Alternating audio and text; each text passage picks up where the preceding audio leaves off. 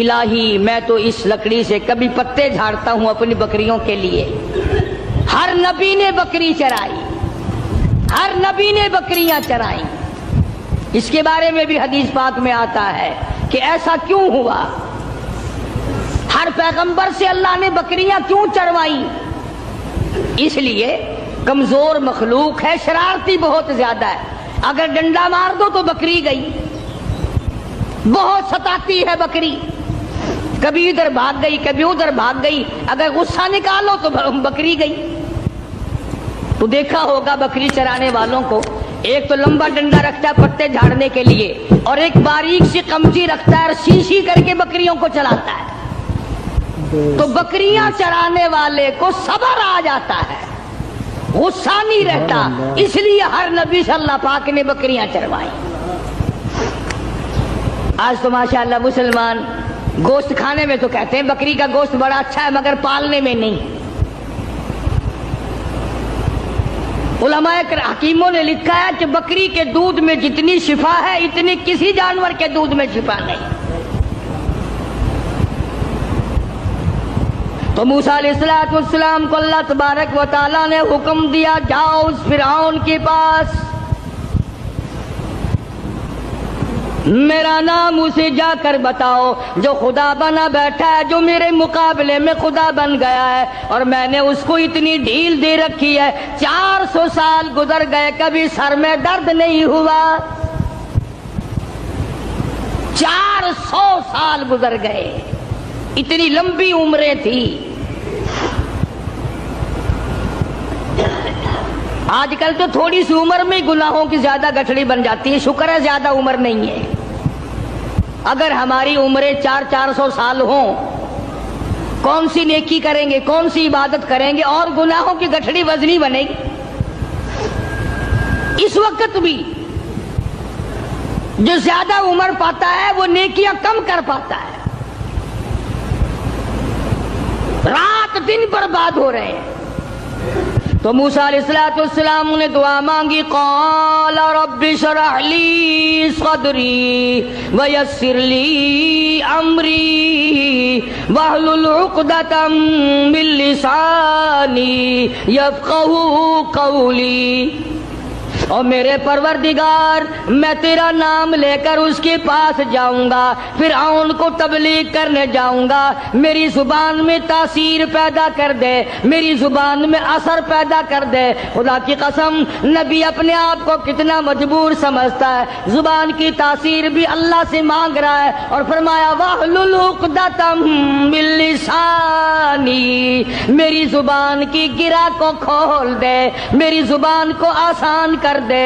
یفقہوا قولی, اسے بھی ہدایت کی توفیق دے تاکہ وہ میری بات کو سمجھ سکے.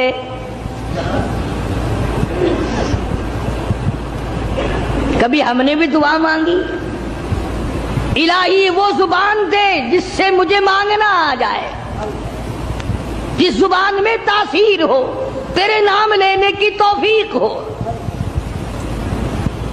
ہم تو اگر دعا مانگیں گے اولاد کی, کاروبار کی, دولت کی, بیمار ہو جائے تو تندرستی کی, اور یہ کبھی دعا نہیں مانگنے کے الہی اس آنکھ کو مرتے دم تک قائم رکھیو, محتاج نہ بنائیو. کیوں؟ وہ کہتے ہیں نہیں نہیں میری آنکھ بگڑے گی تھوڑے. ان کانوں کو سلامت رکھنا, ان ہاتھ پاؤں کو سلامت رکھنا, اس زبان کو سلامت رکھنا, کبھی دعا نہیں مانگنا. فرمایا وجعل لی وزیرا من اہلی ہارون, میرے پروردگار میرے بھائی ہارون علیہ السلام کو میرا حمایتی بنا دے, میرا وزیر بنا دے. ہم دونوں جا کر اس کو تبلیغ کریں گے, فرعون کو سمجھائیں گے. وَاجْعَل لِّي وَزِيرًا مِّنْ أَهْلِي هَارُونَ أَخِشْدُدْ بِهِ أَزْرِي وَأَشْرِكْهُ فِي أَمْرِي كَيْ نُسَبِّحَكَ كَثِيرًا وَنَذْكُرَكَ كَثِيرًا إِنَّكَ كُنتَ بِنَا بَصِيرًا. کیا کیا دعا مانگ رہے موسیٰ علیہ السلام؟ الہی میری زبان کو اپنی یاد کی کثرت کی توفیق عطا فرما، میری زبان عادی بن جائے تیری یاد کی، رات کو تجھے یاد کروں، دن کو تجھے یاد کروں، صبح و شام تجھے یاد کروں، زبان میری ہو، نام تیرا ہو، دل میرا ہو، یاد تیری ہو، یوں ہی مر جاؤں۔ سبحان اللہ۔ تو سیدنا موسیٰ علیہ السلام جب فرعون کے مقابلے میں گئے تو حکم ملا، دیکھو قربان جاؤں مالک کائنات کی بے نیازی پہ تبلیغ کا طریقہ بھی بتلایا۔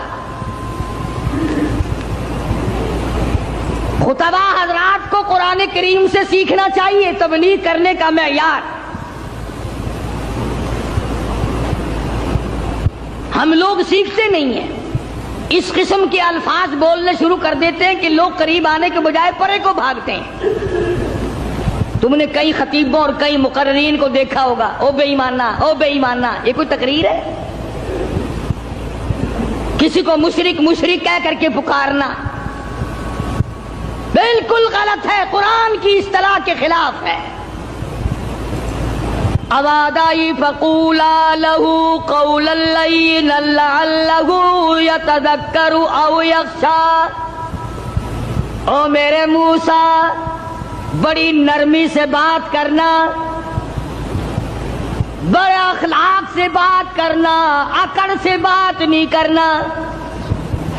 اگرچہ حق تمہارے ساتھ ہے، میرا نام تمہارے پاس ہے، میری توحید تمہارے پاس ہے، میرا ذکر تمہارے پاس ہے، لیکن خبردار موسیٰ اکڑ سے بات نہیں کرنی۔ اور کہنے والوں کا کیا قصور ہے؟ اب تو تم سننے والوں کا بھی دماغ خراب ہو گیا۔ جب تک کوئی تقریر کرنے والا کسی مخالف کو دو چار گالیاں نہ دے تمہیں مزہ ہی نہیں آتا۔ یوں کہتے ہیں مسئلہ کھلا ہی نہیں۔ خداوند عالم تبلیغ کرا رہے ہیں فرعون کو جو خدا بنا بیٹھا ہے، جس نے ہزاروں نہیں لاکھوں بنی اسرائیل کے بچوں کو قتل کیا ہے۔ اللہ اکبر۔ اور زبان ہے کلیم اللہ کی اور احکام ہے خدا کے، پھر بھی خدا تبلیغ کا طریقہ بتلا رہا ہے۔ قولا لینا لعلہ یتذکر او یخشی، میرے موسیٰ بڑی حلیمی سے بات کرنا، بڑے اخلاق سے بات کرنا، بڑے طریقے سے بات کرنا، شاید وہ راہ راست پہ آ جائے۔ قربان جاؤں تیری حلیمی کے میرے پروردگار، جو خدا بنا بیٹھا ہو تو اس کو بھی چاہتا ہے کہ میرے دروازے پہ آ جائے تو میں اسے معاف کر دوں۔ موسیٰ علیہ السلام تشریف لے گئے، فرعون کو جا کے سمجھایا، تبلیغ کی، اللہ پاک کی توحید کا مسئلہ سمجھا دیا۔ وہ ایک ہے، وہ حی قیوم ہے، 1 کروڑ روپے ادا کرنے کے بعد ایک سانس کوئی مول خرید نہیں سکتا، ساری حکومت دینے کے بعد اگر کوئی اپیل کرے الہی او اسرائیل یہ میرا تخت شہنشاہی لے لے، مجھے ایک سانس پھالتو دے دے، زیادہ لینے دے، قطعاً ایسا نہیں ہوگا۔ کروڑوں روپے کے بدلے میں ایک سانس نہیں ملتا، پوری تخت و تاج حکومت کے بدلے میں ایک سانس نہیں ملتا۔ جس رب نے یہ نظام بنایا ہوا ہے وہی پروردگار کہتا ہے چلو فرعون کو جا کر ہدایت کرو، بے شک وہ گناہگار ہے، اگر آج بھی میرے دروازے پہ جھک جائے تو میں معاف کر دوں گا۔ سمجھتے ہوں ساری عمر حرام کھاتے جس کی گزری ہے وہ بھی اپنے آپ کو پاک صاف سمجھتا ہے۔ کمال ہے انسان کی بھی، ساری عمر زنا کیا، ساری عمر حرام کھایا، ساری عمر بدماشی کی، ساری عمر جوا کھیلا، شراب پی، اور دوسروں سے پھر بھی اپنے آپ کو کہتا آخر چلو میں گناہگار صحیح پر ان سے تو اچھا ہوں میں اوروں سے۔ یہ ایک بیماری ہے، یہ ایک गुनाह के बढ़ने का सबब है, तौबा तौफीक न होने की अलामत है।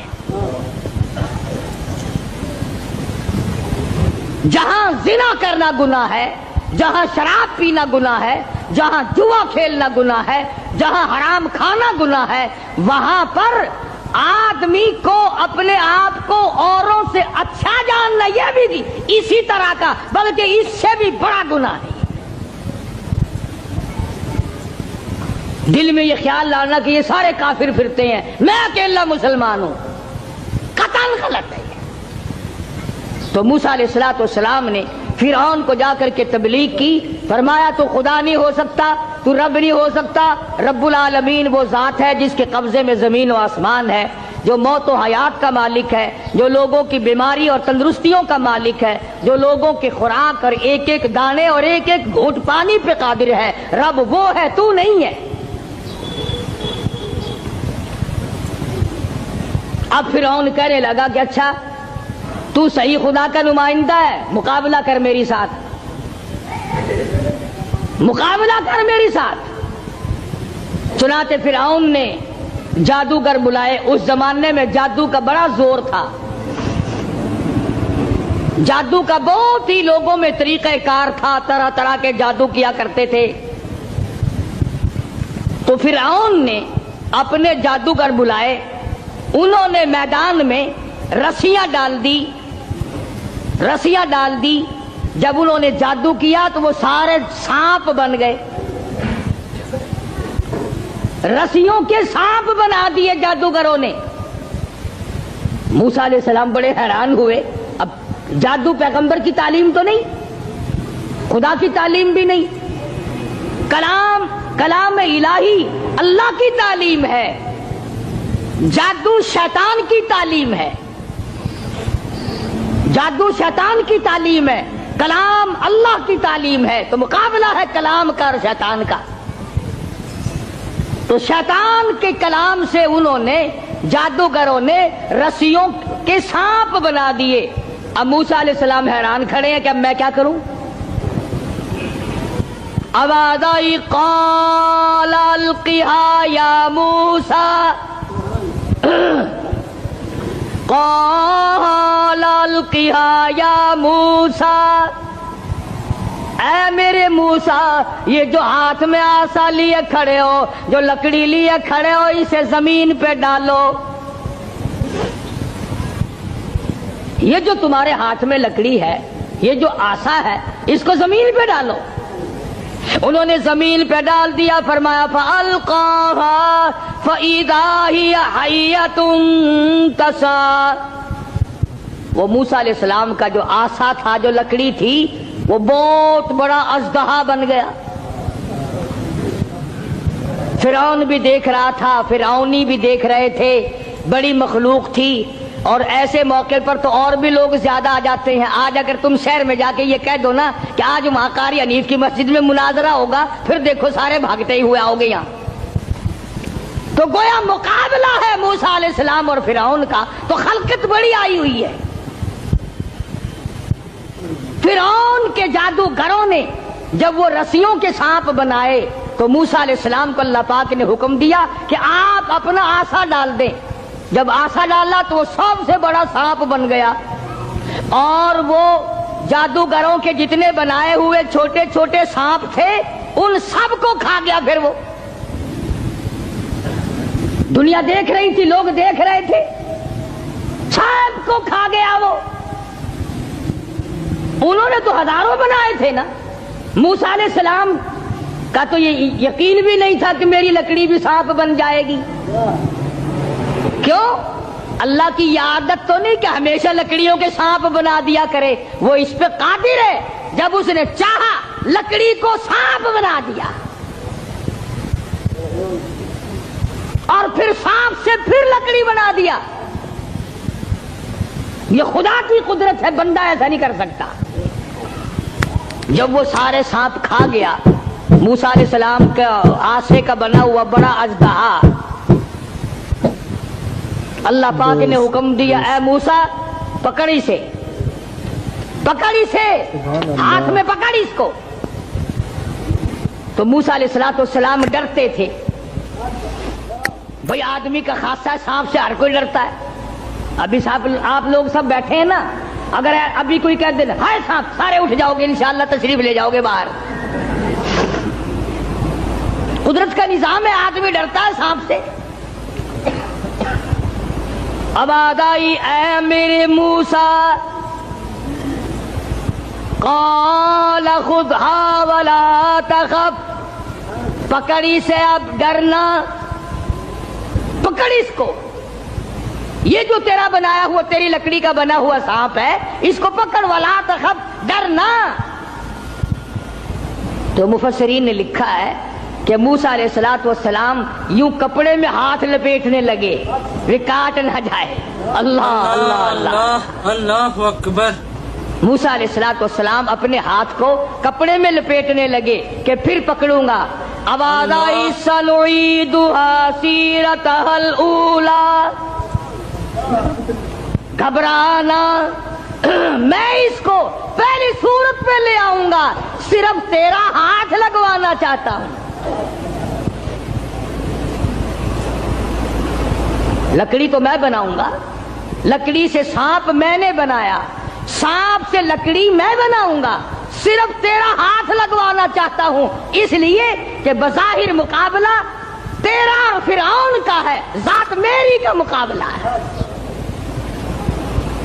تو موسیٰ علیہ السلام نے ذرا سا ہاتھ لگایا، وہ پھر لکڑی بن گئی. اب ایک بات سمجھیں آپ، فن والا فن کو سمجھتا ہے، دوسرے کو پتہ نہیں چلتا.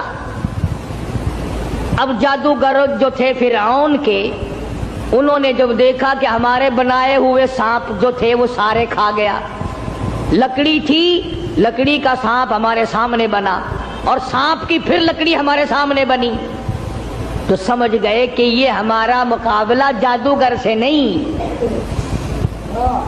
فرعون کے جادوگر یہ سمجھ گئے کہ ہمارا مقابلہ جادوگر سے نہیں، نبی سے ہے، خدا کے نمائندے سے ہے. ہمارا مقابلہ فن سے نہیں ہے. جادوگر سمجھ گئے کہ موسیٰ علیہ السلام جادوگر نہیں، اس کے پیچھے کوئی طاقت ہے جو کام کر رہی ہے.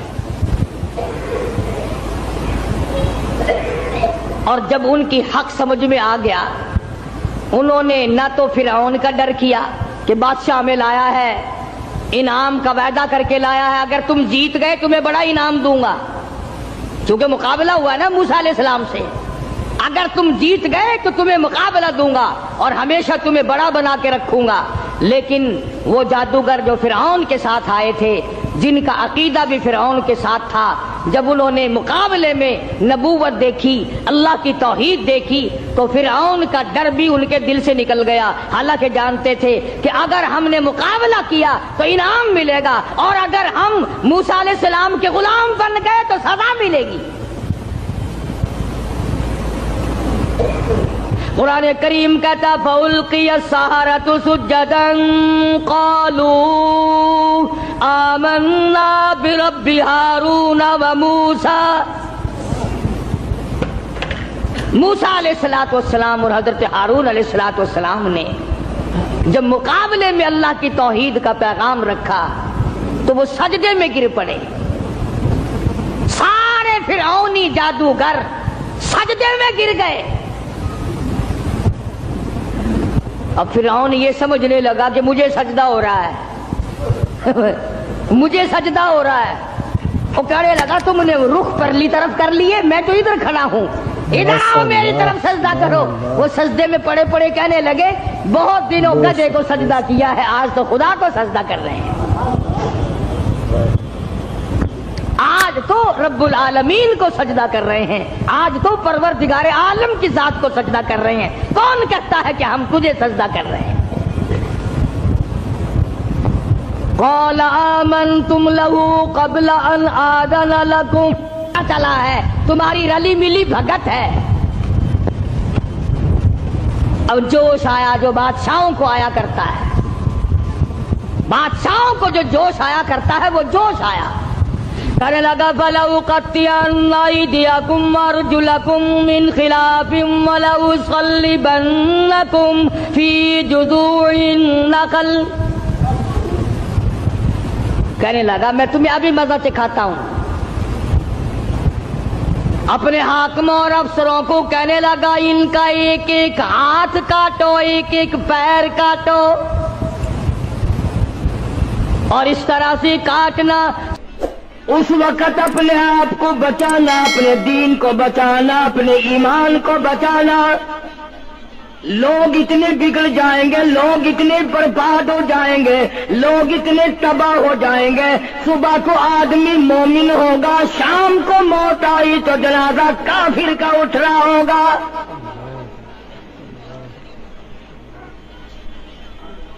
ارشاد فرمایا محمد عربی صلی اللہ تعالی علیہ وسلم نے، او لوگوں اس وقت سے اپنے آپ کو بچانا، اس وقت اپنے آپ کو سنبھال کے رکھنا، قرآن کریم کے ساتھ جوڑ دینا، ایمان اور اسلام کے ساتھ وابستہ کر دینا. لوگ اتنے بگڑ جائیں گے، ہر کوٹھی، ہر بنگلہ، ہر مکان، ہر دکان، ہر ہوٹل، ہر تمام کی تمام چاروں طرف سے قرآن کریم کے بجائے، درود پاک کے بجائے، استغفار کے بجائے، کلمہ طیبہ کے بجائے کنجری کی آواز آنے لگے گی. فرمایا محمد کریم صلی اللہ تعالی علیہ وسلم نے، او لوگوں اس وقت اپنی زندگی کا خاص خیال کرنا. لوگ اتنے تباہ ہو جائیں گے، جنازہ بنگلے سے نکلے گا، جنازہ کوٹھی سے نکلے گا، جنازہ شاہی محل سے نکلے گا، جنازہ ایوان صدر سے نکلے گا، جنازہ بہت بڑے ڈیرے سے نکلے گا، جنازہ بہت بڑی شاہی منزل سے نکلے گا. حال یہ ہوگا مرنے والے کے پلے ایمان کی رتی نہیں. مشکاۃ شریف میں حدیث پاک موجود ہے.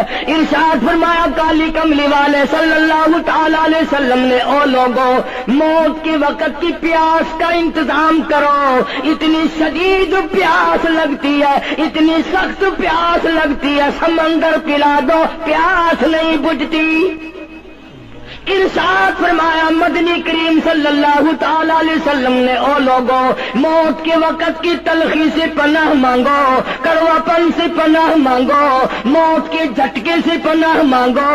اتنا سخت منہ کڑوا ہو جاتا ہے، آدمی کے مرنے کے بعد بھی لاکھوں برس تک منہ کڑوا رہتا ہے.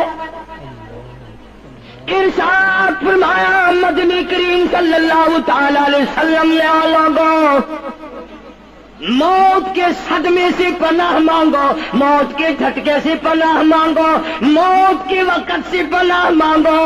اتنا زبردست جھٹکا لگتا ہے، آدمی کے بدن میں منوں کے حساب سے لہو ہوتا ہے، جھٹکا لگنے سے ایک قطرہ باقی نہیں رہتا. ارشاد فرمایا مدنی کریم صلی اللہ تعالی علیہ وسلم نے، او لوگوں موت کی تیاری کرو، قبر کی تیاری کرو. موت کا جھٹکا لگنے سے کانوں کے پردے پھٹ جاتے ہیں، آنکھوں کا نور ختم ہو جاتا ہے. ارشاد فرمایا محمد کریم صلی اللہ تعالی علیہ وسلم نے، او لوگوں موت کے وقت کے پسینے سے پناہ مانگو. اتنا زبردست پگھر پسینہ آتا ساری زندگی میں کبھی نہیں آیا. موت کی گھبراہٹ سے پناہ مانگو. اتنی زبردست گھبراہٹ ساری زندگی میں کبھی نہیں آئی. آخری وقت ہے، کروٹیں بدل رہا ہے، کبھی پیر اکٹھے کرتا ہے، کبھی ہاتھ مارتا ہے، بیٹا بھی ہے، الجھن ہے، بے قراری، پریشانی ہے. آخری وقت ہے، بیٹی نے پوچھ لیا ابا جان کیا تکلیف ہے؟ کہتا لخت جگر، کھانسی نہیں، درد نہیں، پیڑ نہیں، بخار نہیں، سانس لیتا ہوں ایسا معلوم ہوتا ہے ہزاروں کانٹوں والی ڈھنگریوں کے اوپر سے گھسٹ کے سانس آ رہا ہو. کلو نفس ذائقۃ الموت، ہر ایک نے موت کا ذائقہ چکھنا ہے. ہر جاندار نے موت کا ذائقہ چکھنا ہے. صحابہ کرام نے سوال کر دیا جناب محمد عربی صلی اللہ تعالی علیہ وسلم سے، کالی کملی والے آدمی کی جان کیسے نکلتی ہے؟ فرمایا ریشمین کپڑا لے لو، خاردار جھاڑ پہ ڈال دو، پلہ پکڑ کے کھینچ لو، جیسے وہ تار تار ہو جاتا ہے آدمی کی یوں رگوں کو توڑ کے رکھ دیا جاتا ہے. حدیث پاک میں آتا ہے کہ فرشتہ رگوں میں غوطہ مار مار کر گھسیٹ گھسیٹ کر روح کو گھسیٹ کے لاتا ہے.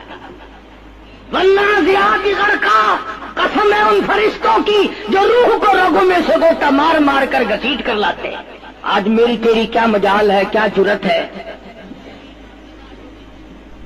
کبھی سوچا بھی ہے کہ ایسا بھی وقت آنے والا ہے، نہ جانے گھر میں موت آئے گی، نہ جانے آپریشن روم میں آئے گی، نہ جانے ٹیکہ لگتے ہوئے آئے گی، گولی کھاتے ہوئے آئے گی، یا سڑک پہ ایکسیڈنٹ میں موت آئے گی. کوئی نہیں جانتا درود پاک پڑھتے ہوئے موت آئے گی، یا کنجری کا گانا گاتے ہوئے موت آئے گی. اسی لیے مجذوب کہتا 2 دن کی زندگی پہ نہ اتنا اچھل کے چل،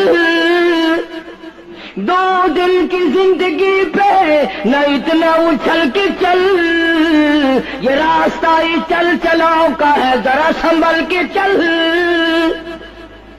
ہزاروں تیرے جیسے آئے، جب جانے لگے تو کوئی دنیا میں اندھیرا نہیں ہوا. خدا جانے یہ دنیا جلوہ گاہ ہے، ناز ہے کس کی؟ خدا جانے یہ دنیا جلوہ گاہ ہے، ناز ہے کس کی؟ ہزاروں اٹھ گئے لیکن وہی رونق ہے مجلس کی. نواب چلے گئے، راجے چلے گئے، صدر چلے گئے، وزیر چلے گئے، بڑے بڑے جج چلے گئے، دنیا اپنی جگہ قائم ہے. کبھی تم نے بھی سوچا کہ ہم بھی جا سکتے ہیں؟ نہیں نہیں، ہمیں کون ہلا سکتا ہے؟ ہم بڑے مضبوط ہیں، ہمیں کون ہلا سکتا ہے؟ افسروں کو دیکھو، ان کی کھوپڑی بگڑی ہوئی، ملازمین کو دیکھو وہ خدا کے قرآن کے باغی، ذمہ داروں کو دیکھو وہ محمد مصطفیٰ کے دین کے باغی. ہم پیروں فقیروں مولویوں کو دیکھو بہانے بنا بنا کر کے دین کا ستہ ناش کر رہے ہیں. تمام اعمال خدا کے سامنے، اس نے بڑوں بڑوں کو رگڑ دیا. تمہاری میری کیا ہستی ہے؟ کروڑوں کے مربوں کے مالک دنیا سے چلے گئے. لاہور انار کلی میں چلے جاؤ، قطب الدین ایبک کی قبر پہ جا کے دیکھو، جس کا ایک حکم ملتے ہی در خیبر سے چاٹا گام کی پہاڑیوں تک لرزہ مچ جاتا تھا. وہاں جا کے دیکھو لکھا جن کی ڈنکی سے گرجتے تھے زمین و آسمان، جن کے ڈنکی سے گرجتے تھے زمین و آسمان، اور گھاس ہے ان کی قبر پر اور نساء کچھ بھی نہیں، جھاڑ ہے ان کی قبر پر اور نساء کچھ بھی نہیں. بادشاہوں کی قبروں پہ جھاڑ کھڑے ہیں، بڑی بڑی رانیوں کی قبروں پہ جھاڑ کھڑے ہیں، بڑی بڑی ملکاؤں کی قبروں پہ درخت کھڑے ہیں، بڑی بڑی حسین آنکھوں کو کیڑوں نے کھا کے ختم کر دیا. ایسے ایسے لب سرخ باریک پتلے لب کیڑوں نے کھا کے مکا دیے.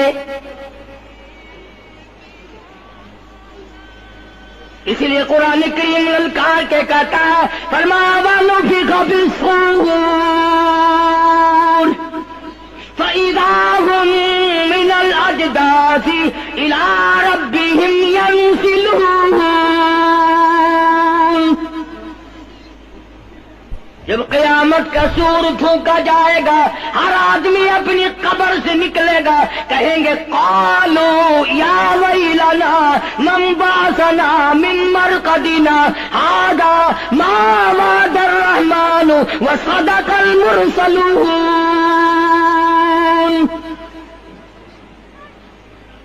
قبروں میں عذاب بھگتنے والے لوگ،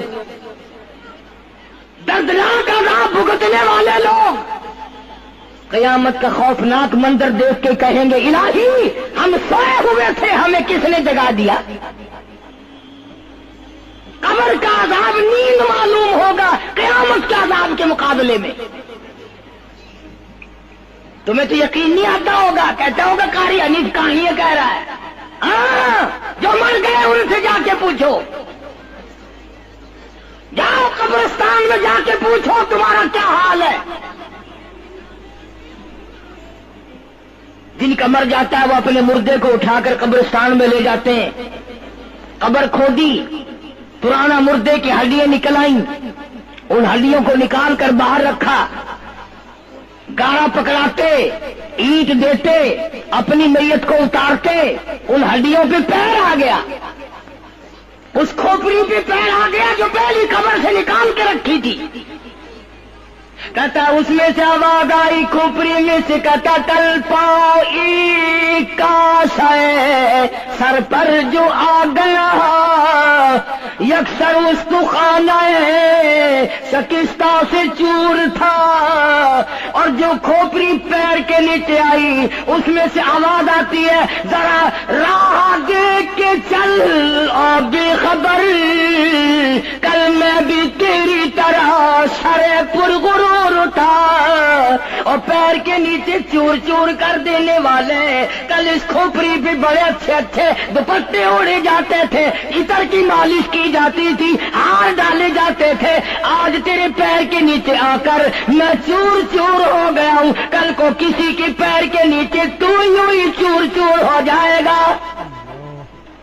میری تیری کیا ہستی کیا مجال، امام الانبیاء محبوب کبریا حضرت محمد مصطفیٰ صلی اللہ تعالی علیہ وسلم کی ذات اقدس ہے، مدینہ پاک ہے، آخری وقت ہے۔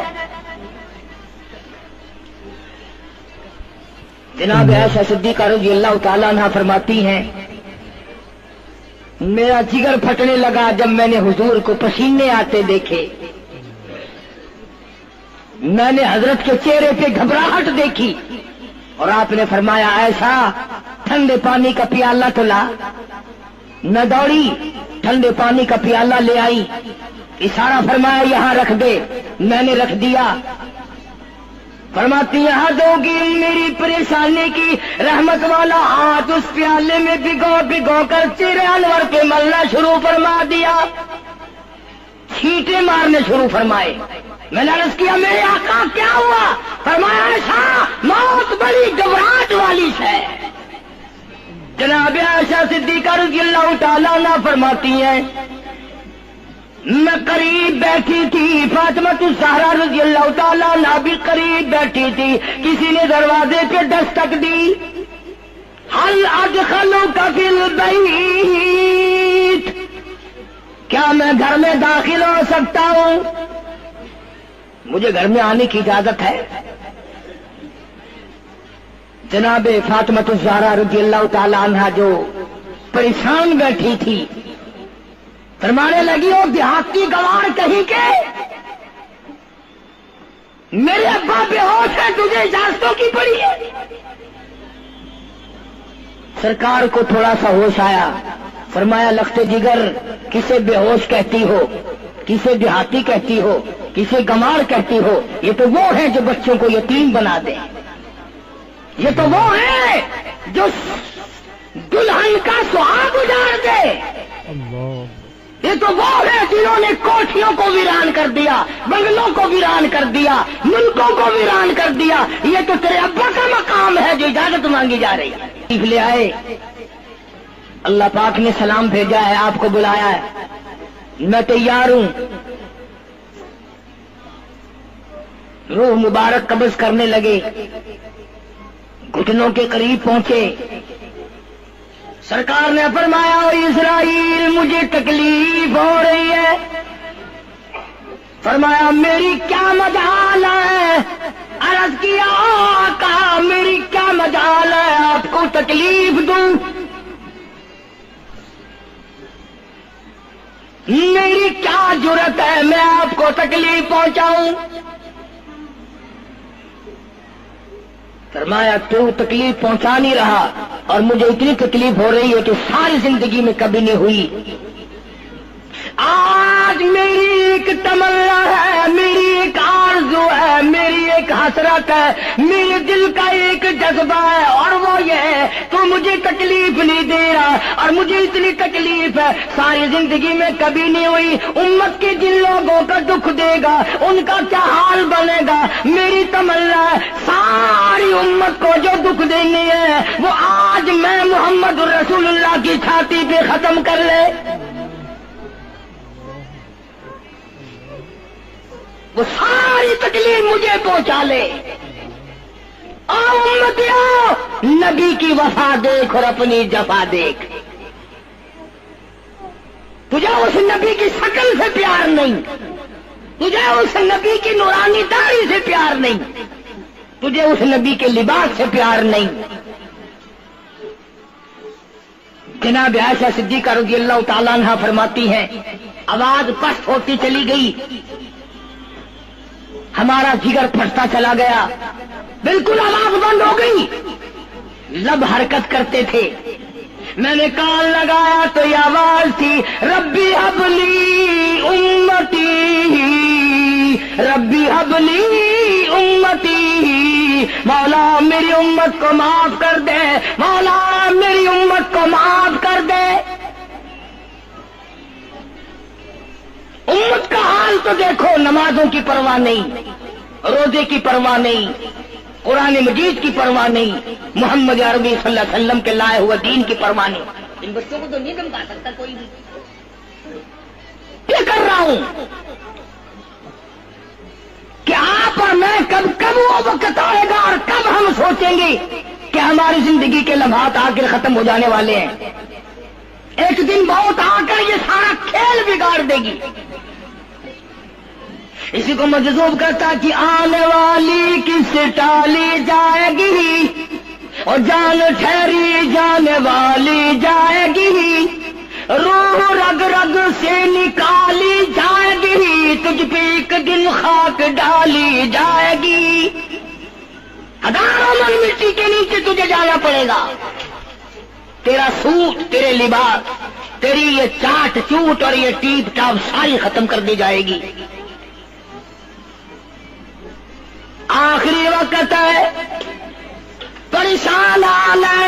قرآن کا تھا کلا اذا بلغت التراقی وقیل من راق وظن انه الفراق والتفت الساق بالساق الى ربك يومئذ المساق. رگیں ٹوٹتی ہیں، آزا اپنی اپنی جگہ سے چھوٹ رہے ہیں. دم نکل گیا، آنکھ تیری اپنی، دم نکلتے وقت آنکھ چر گئی، کھل گئی، بند کرنے کی طاقت نہیں. ہاتھ تیرا اپنا، انگلی بند رہ گئی، کھول نہیں سکتا. پیر اکٹھے ہو گئے، الگ الگ ہو گئے، اکٹھے نہیں کر سکتا، دوسرا آدمی بند کرتا ہے. یہ منہ جس سے حکم دیتا ہے، جس سے کتابیں پڑھتا ہے، جس سے سارا دن گانے گاتا ہے، جس منہ سے درود پاک پڑھتا ہے، تیرا منہ ہے. دم نکلتے وقت اگر منہ چر گیا، بند کرنے کی طاقت نہیں. اپنا منہ خود بند نہیں کر سکتا. کتنا مجبور ہے، کمانڈر ان چیف ہے جس کے حکم سے پوری فوج میں بھگدڑ مچ جاتی تھی، آج مرا پڑا ہے، آنکھ نہیں بند کر سکتا. وزیر داخلہ ہے جس کے حکم سے پوری پولیس حرکت میں آ جاتی تھی، وہ بھی کسی زمانے کی، جس کے حکم سے پوری پولیس حرکت میں آ جاتی تھی. وزیر داخلہ صاحب مرے پڑے ہیں، پیر الگ الگ ہیں، اپنے پیر اکٹھے نہیں کر سکتا. منہ چل گیا، بند نہیں کر سکتا. آنکھ کھل گئی، بند نہیں کر سکتا. آخرکار پٹڑی پہ لٹا لیا، غسل دینے کے لیے کپڑے اتارنے لگا غسل دینے والا.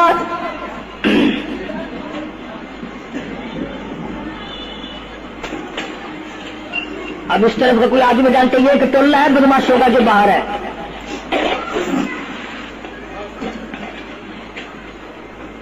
میں عرض کر رہا تھا کہ دنیا ہزاروں چیزیں دیکھ کے بھی سمجھ نہیں کرتی، ہزاروں کو مرتے دیکھ کے بھی تیاری کا مفہوم سمجھ میں نہ آیا.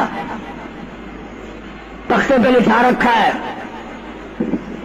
غسل دینے کی تیاری ہے، کپڑے اتارنے لگا. حدیث پاک میں آتا ہے آدمی کا بدن اس قدر دکھ جاتا ہے، ہاتھ لگنے سے ایسا معلوم ہوتا ہے جیسے چھرے چل گئے ہو. مکھی بیٹھ جائے تو پہاڑ معلوم ہوتا ہے. مذاق ہے موت، ارے موت کا موت ہے. سارے عالم کو لپیٹ کر دیا موت نے. ادھر کپڑے اترنے لگے، ادھر رو آواز دیتی ہے چور ہے جسم اتنا کرم کیجیو. غسل آہستہ آہستہ سے دیجیو، میرے کپڑے اتارو سنبھال کے.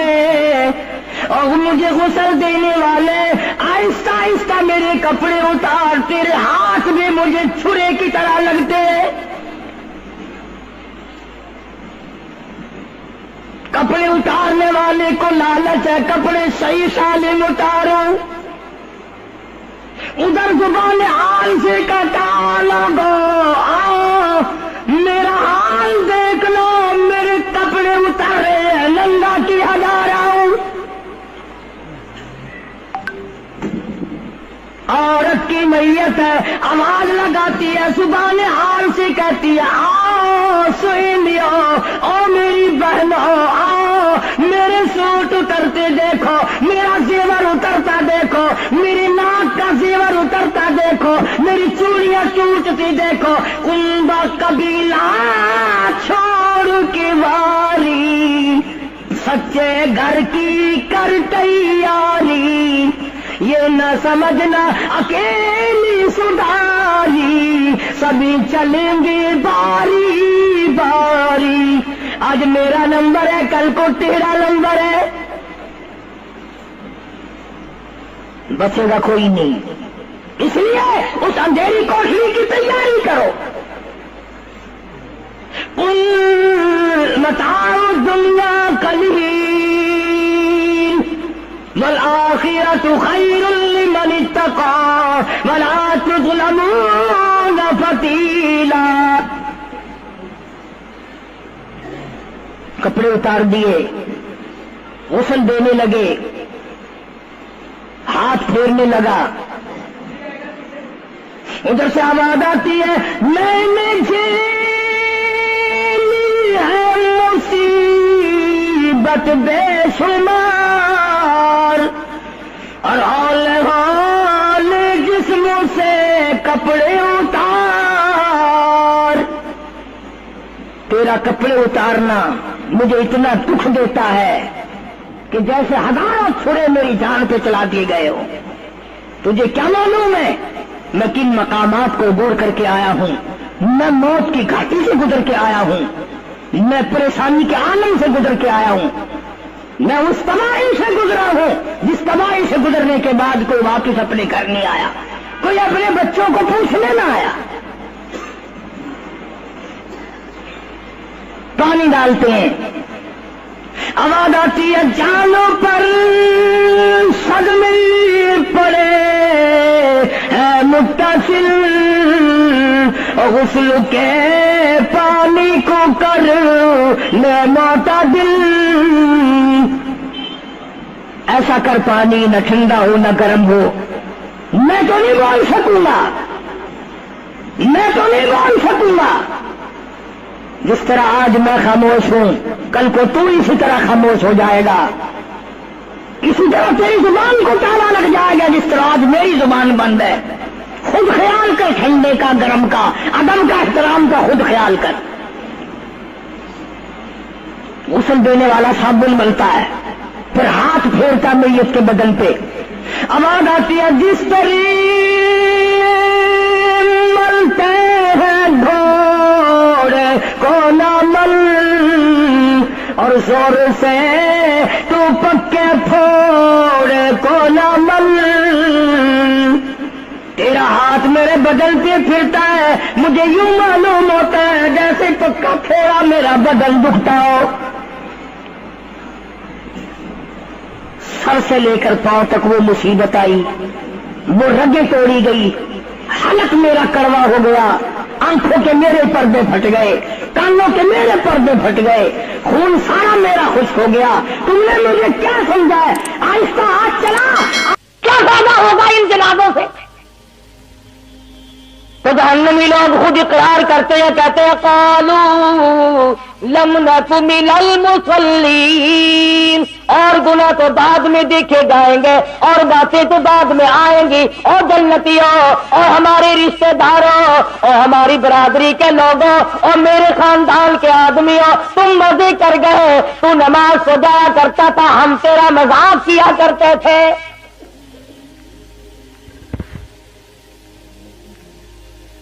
خود اقرار کر رہے ہیں اعتراف کر رہے ہیں بڑے بڑے لوگ آج نماز سے غافل پرواہ ہی نہیں کرتے بڑے بڑے کھاتے پیتے لوگ نماز نہیں پڑھتے اللہ پاک نے فراغت بھی دی ہے دولت بھی دی ہے مال بھی دیا ہے اولاد بھی دی ہے زمین جائیداد بھی دی ہے اللہ کے حضور میں سر جھکانے کو پھر بھی تیار نہیں وہ ایک مرتبہ حکم آیا تھا دفتروں میں کچھ صفحے بھی کھینچی کچھ لوٹے رکھے گئے تھے بس ایک جمعے سے دوسرے جمعے تک عمر بھر کی نمازیں پڑھ دی وہ پتہ نہیں صفحے کہاں گئی وہ لوٹے کہاں گئے وہ قانون ہی مٹ گیا پتہ نہیں کہاں گیا اور یہ کیا ضروری ہے کہ حکومت کہے تو نماز پڑھے اگر میں مسلمان ہوں اور میں کلمہ پڑھتا ہوں اور میں نے اللہ اور اس کے رسول صلی اللہ علیہ وسلم سے یہ وعدہ کر رکھا ہے کہ میں تمہارا کہنا مانوں گا تو میں کیوں انتظار کرتا ہوں کہ جنرل ضیاء کا حکم آئے گا تو میں نماز پڑھوں گا اور میں نے مرنا نہیں کیا فرشتے اللہ میاں کے جب آئیں گے میں ان سے کہوں گا کہ کاغذات دکھاؤ تمہارے پاس اسلام آباد سے کہاں سے آئے اپنا عمل اپنی خبر اپنا حشر اپنے کردار تمام چیزیں اپنے ذمہ رکھو بلا تزر وازرۃ وزر اخری قرآن کہتا ہے کوئی کسی کا ذمہ دار نہیں بنے گا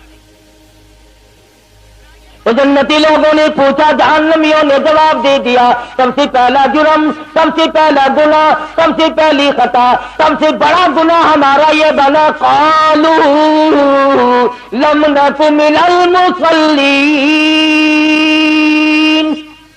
ہم نماز نہیں پڑھا کرتے تھے آج کل تو ماشاءاللہ اچھے بھلے لوگ نہیں پڑھتے پیر نہیں پڑھتے ایک جگہ میں ملا میں نے کہا حضرت صاحب نماز مدینے جا کے پڑھتا ہوں روٹی یہاں سے ٹھوکتا ہے پانی یہاں سے ڈکارتا ہے بیوی بچے یہاں پیدا کر رہی ہے نماز مدینے جا کے پڑھتا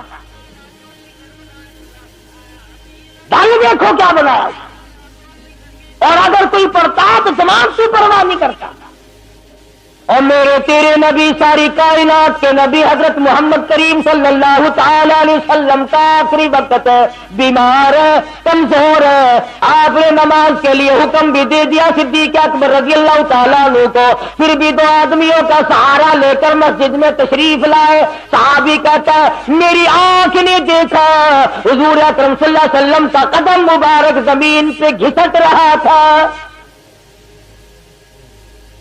اس حالت میں بھی حضور صلی اللہ علیہ وسلم مسجد میں تشریف لایا کئی لوگ اکڑتے ہیں جی ہم تو بڑے افسر ہیں مسجد میں کیسے آئے میں ان کی بات کر رہا ہوں جو ساری کائنات کے سردار ہیں جن کے دیدار کو فرشتے ترستے رہے ان کی یہ حالت ہے تو کون ہوتا ہے قیامت میں یوں تو کام نہیں چلے گا اور نہ قبر میں یوں کام چلے گا قبر میں آ کر کے فرشتے کہے ماں دینوں کا تیرا دین کیا ہے وہ جواب کہ میں ملتان کا ڈی سی ہوں بتا کیا بنے گا اس بات کا ان نے کہا ماں نبیوں کا کہ میں تو پنجاب کا گورنر ہوں اس سے کیا بنتا اللہ کی ذات کے ضابطے الگ ہیں طریقہ کار بھی الگ ہے کسی کی بات وہاں نہیں چلتی اور میں پہلی بات آپ کو بتلاؤں، اگر چل سکتی تو یہ بڑے بڑے کبھی